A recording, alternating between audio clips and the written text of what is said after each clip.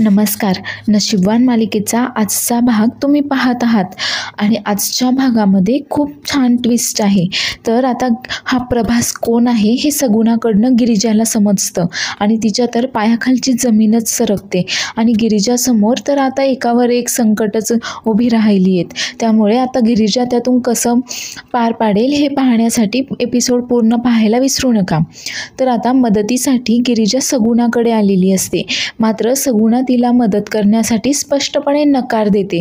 आता गिरिजा सगुणाला खूप जास्त विनवणी करत असते की मावशी, अगं माझा राग तू बाबांवर काढू नकोस, अगं त्यांच्या जीवाला धोका आहे, लवकरात लवकर ऑपरेशन करावं लागेल म्हणून. पण सगुणा मात्र काही एक ऐकून घेण्याच्या मनस्थितीमध्येच नसते.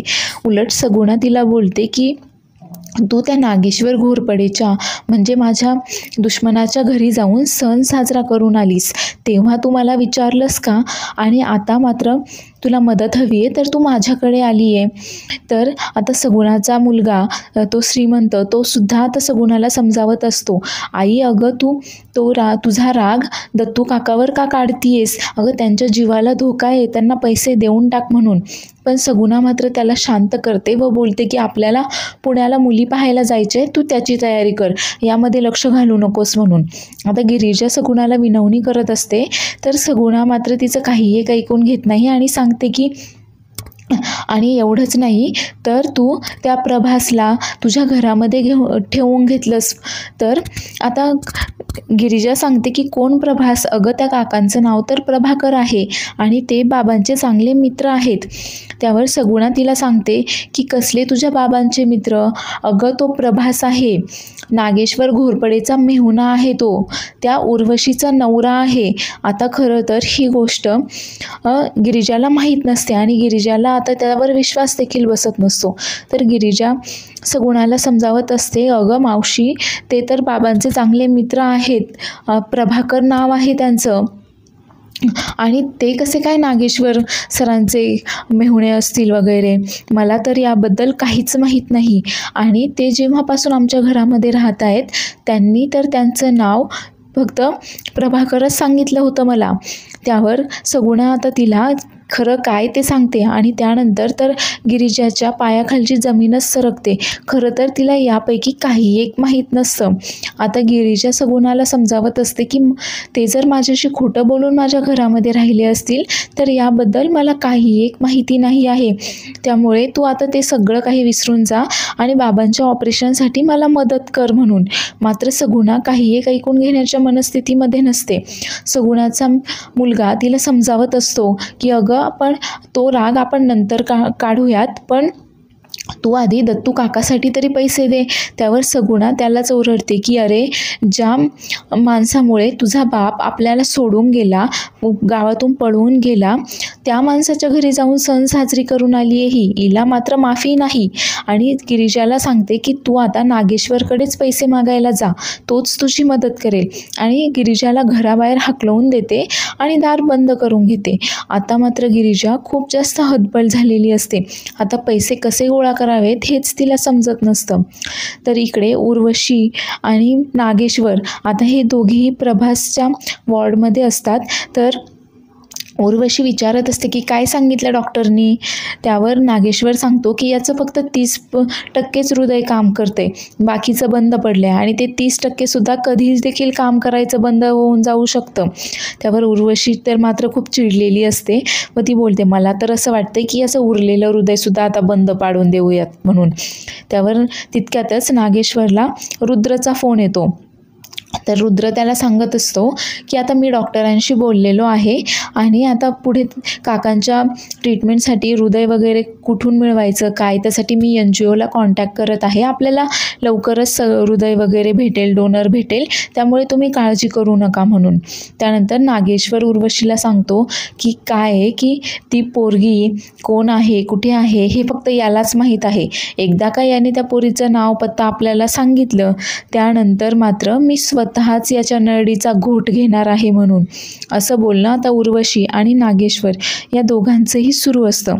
तर इकडे आता गिरिजा इतके जास्त पैसे कसे जमा करणार म्हणून खूप जास्त हतबल झालेली असते.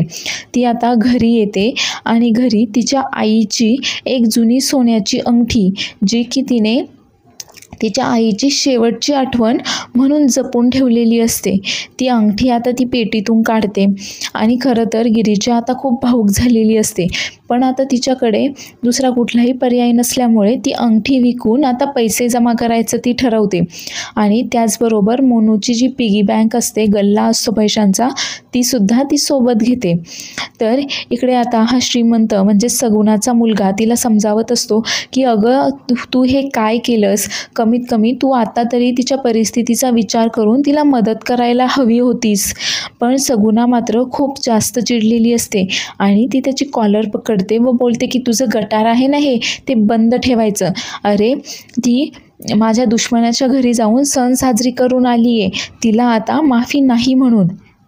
तर गिरिजा आता ती अंगठी आणि तो गल्ला घेऊन घाईघाईनेच दवाखान्यात येते आणि डॉक्टरांना ते दाखवते व बोलते की यामध्ये मी साठवलेले सगळे काही पैसे आहेत ते, आणि ही अंगठी माझ्या आईची शेवटची आठवण आहे. तर तुम्ही ही अंगठी घ्या, हे पैसे घ्या आणि लवकरात लवकर ट्रीटमेंट चालू करा. बाकी ऑपरेशनसाठी बाकीचे पैसे राहिलेले मी लवकर जमा करेल म्हणून. पण डॉक्टर तिला बोलतात की एवढ्याशाने काय होणार आहे, या गल्ल्यामध्ये जास्तीत जास्त 2-3 हजार रुपये असतील, यापेक्षा जास्त किती असतील. आणि ही अंगठी तुम्ही म्हणता सोन्याची आहे, ती जरी तुम्ही विकायला गेलेत तरी त्याचे 30-40 हजाराच्या वरती जास्त पैसे मिळणार नाहीत. अहो ट्रीटमेंट तर तुमच्या वडिलांची आधीच सुरू झालेली आहे, पण आता त्यांचं ऑपरेशन करायचं आहे आणि ऑपरेशनसाठी 10 लाखाचा खर्च आहे. ते पैसे तुम्ही लवकरात लवकर जमा करा. आता मात्र गिरिजा खूप जास्त हतबल झालेली असते. ती अंगठी आणि गल्ला घेऊन ती आता तिच्या वडिलांना पाहण्यासाठी इकडे वॉर्डमध्ये येते. तर तिथे तिची मैत्रीण विशाखा आधीपासूनच आलेली असते.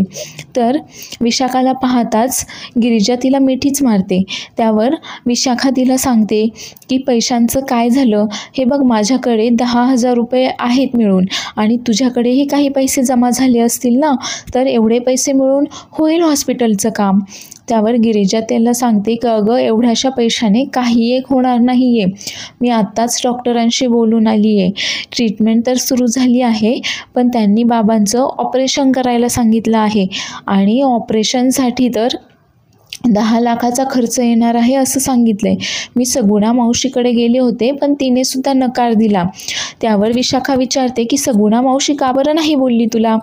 त्यावर गिरिजा आता विशाखाला सांगत असते की अगं ज्या काकांना प्रभाकर काका म्हणून मी घरात ठेवून घेतलं ना, ते प्रभाकर नाही तर प्रभास निघाले.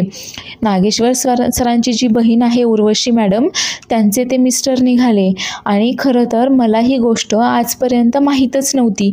मी जेव्हा सगुणा मावशीकडे पैसे मागायला गेले तेव्हा तिने ही गोष्ट मला सांगितली आणि तेव्हा मला समजलं. पण मी तर त्यांना बाबांचे मित्र समजत होते. ते तर बाबांचे मित्र होते म्हणून आम्ही त्यांना घरामध्ये ठेवून घेतलं होतं आणि ते कुठल्याशा मुलीचा शोध घेत होते वगैरे, ती असं आता सांगत असते. त्यावर तिची मैत्रीण बोलते की अगं तुझ्या चांगुलपणाचा त्यांनी फायदा घेतला. तर इकडे हा रुद्र आता या श्रीमंतला भेटायला आलेला असतो. तर श्रीमंत त्याला सांगत असतो की मी सगळ्या NGOला वगैरे डिटेल्स पाठवलेले आहेत आणि लवकरात लवकर आपल्याला एखादा डोनर मिळून जाईल, त्यामुळे तू अजिबातही काळजी करू नकोस वगैरे. तर तोच आता रुद्रला सांगतो की बघ ना, आता इकडे प्रभास काकांचं एक टेन्शन आहे आणि एक गिरिजाचं टेन्शन आहे. त्यावर रुद्र विचारतो की गिरिजा तिला काय झालं. त्यावर आता श्रीमंत त्याला सांगत असतो की अरे तुझे प्रभास काका इतके दिवस गिरिजाच्याच तर घरी राहत होते, पण त्या बिचारीला देखील हे सगळं काही माहीत नव्हतं आणि कोणालाच याची काहीच भनक नव्हती. आता रुद्र विचारतो की अरे पण ही गोष्ट जर आधीच आपल्याला माहीत असती तर आम्ही किती शोधत होतो प्रभास काकाला वगैरे, असं दोघांचं बोलणं सुरू असतं. आणि आता श्रीमंत जो असतो तो रुद्रला सांगतो की गिरिजाचे वडील देखील प्रभास काका ज्या हॉस्पिटलमध्ये आहेत त्याच हॉस्पिटलमध्ये ॲडमिट आहेत म्हणून. तर आता या दोघींचं असं बोलणं सुरू असताना ही उर्मिला उर्वशी लगेचच तिथे येते आणि आता बोलत असते की तुझ्या चांगुलपणाचा नाही, तुझ्या आगाऊपणाचा तुला तोटा झाला आहे वगैरे. कोणी सांगितलं होतं तुला प्रभासला तुझ्या घरी ठेवून घ्यायला, आणि तो जर तुझ्या घरी होता तर तू हे आम्हाला केव्हा सांगणार होतीस वगैरे. तर आता गिरिजा तिला समजावण्याचा प्रयत्न करत असते की अहो मला खरंच माहीत नव्हतं की ते तुमचे मिस्टर आहेत म्हणून, आणि ते तर बाबांचे मित्र आहेत असं सांगूनच आमच्याकडे राहत होते, आणि बाबा देखील मला असंच बोलले होते, म्हणजे माझे बाबा देखील माझ्याशी खोटं बोलले. तर आता उर्वशी तिच्यावर खूप ओरडत असते की तुला सगळ्या काही गोष्टी आधीपासूनच माहीत होत्या आणि तरी देखील तू हे लपवलंस.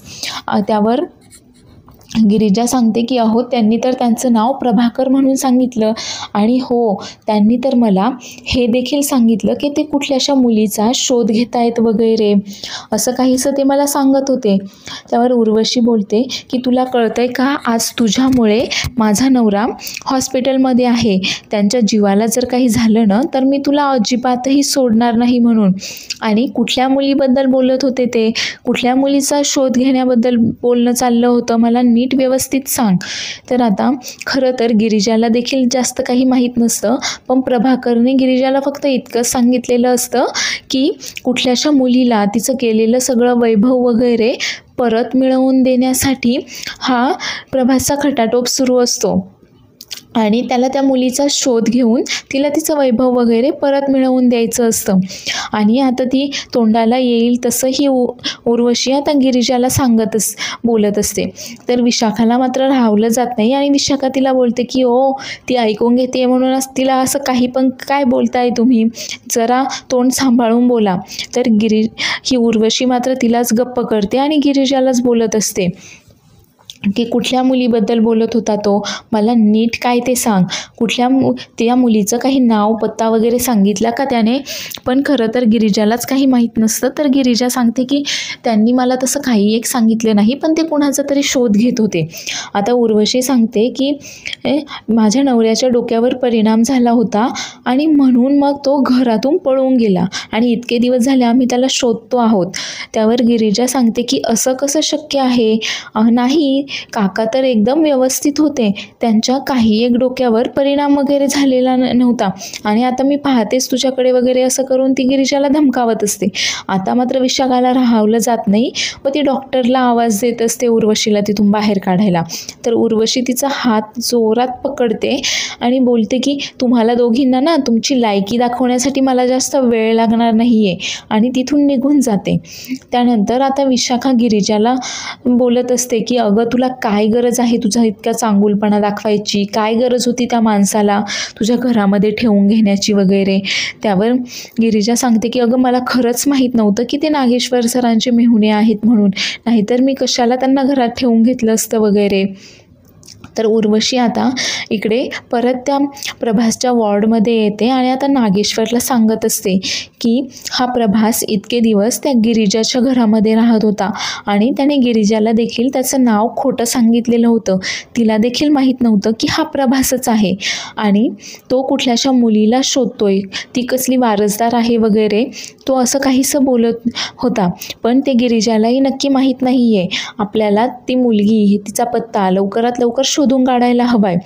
तर नागेश्वरही आता बोलतो की हो बरोबर आहे, पण कुठल्या मुलीबद्दल बोलत होता तो, त्यांनी काहीतरी पत्ता नाव वगैरे सांगितलं असेल ना.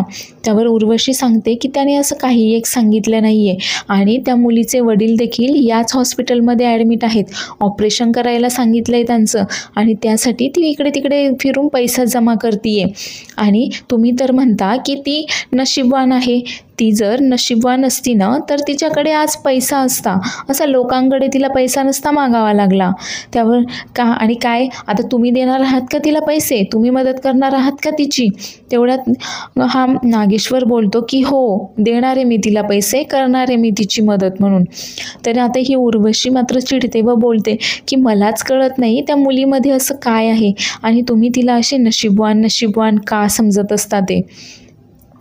तर इकडे विशाखा आता हिला गिरिजाला सांगत असते की गिरिजा, अगं एक काम कर ना, तू प्रभासला फोन कर, तो करेल आपली मदत. आणि आता गिरिजा तिचा फोन काढते आणि प्रभासला फोन करायला लागते.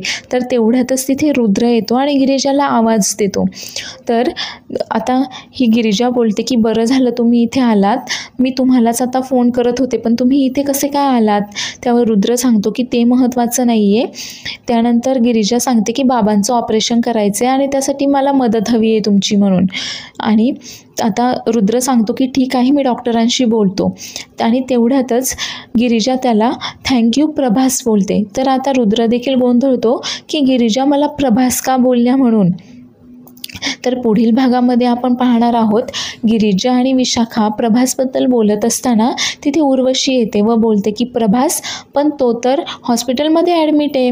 त्यावर विशाखा बोलते, अहो तुमचे मिस्टर प्रभास नाही काय, आमचा एक मित्र आहे त्याचं नाव प्रभास आहे आणि तो आमची मदत करणार आहे म्हणून.